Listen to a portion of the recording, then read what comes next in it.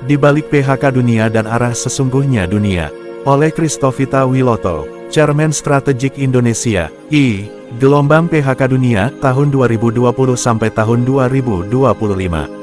PHK bukan sekadar krisis ekonomi, tetapi bagian dari rencana besar zaman akhir. 1. Tahun 2020 pandemi COVID-19. Uber, Airbnb, Lyft memangkas ribuan karyawan karena lockdown. Singapore Airlines, Lufthansa, American Airlines PHK besar karena penerbangan berhenti.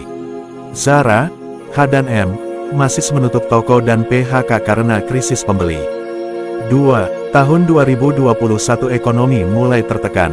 IBM, Oracle, SAP kurangi ribuan staf akibat digitalisasi. General Motors, Ford, Honda PHK karena krisis chip global. 3. Tahun 2022 resesi mulai melanda. Meta, Facebook PHK 11.000 orang, November tahun 2022. Amazon PHK 18.000 orang, Januari tahun 2023. Microsoft PHK 10.000 orang, Januari tahun 2023. 4. Tahun 2023 PHK berlanjut. Google, Alphabet PHK 12.000 orang. Dell, IBM, Twitter lakukan PHK ribuan karyawan. 5. Tahun-tahun 2024 sampai tahun 2025 era AI dan robotisasi. Banyak pekerjaan digantikan mesin dan AI. Allah sedang menunjukkan bahwa manusia bukan pusat dunia. 2. Penyebab PHK dunia menurut pandangan firman Allah. 1. Pandemi, peringatan dari Allah. Mazmur pasal 33 ayat 10-11.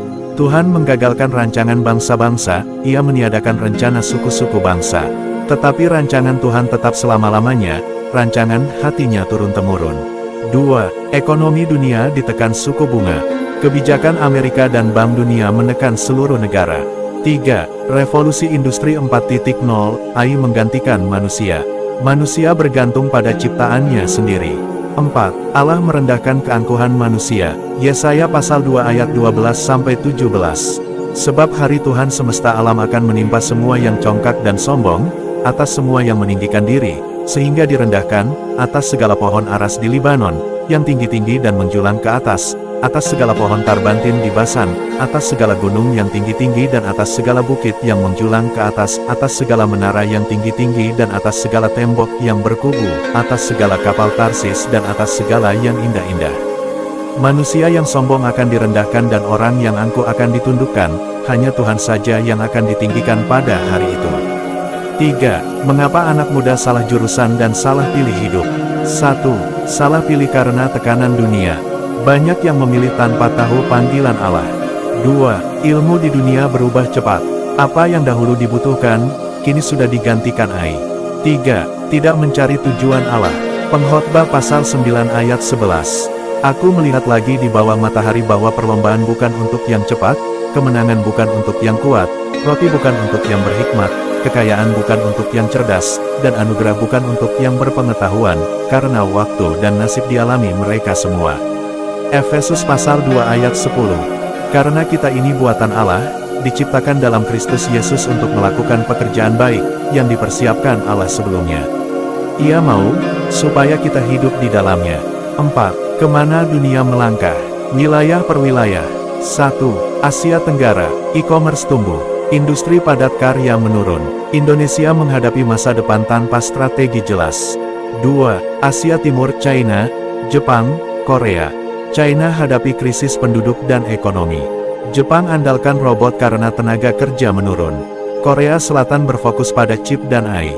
3. Amerika Serikat, pusat AI dan digitalisasi. PHK karena efisiensi dan geopolitik.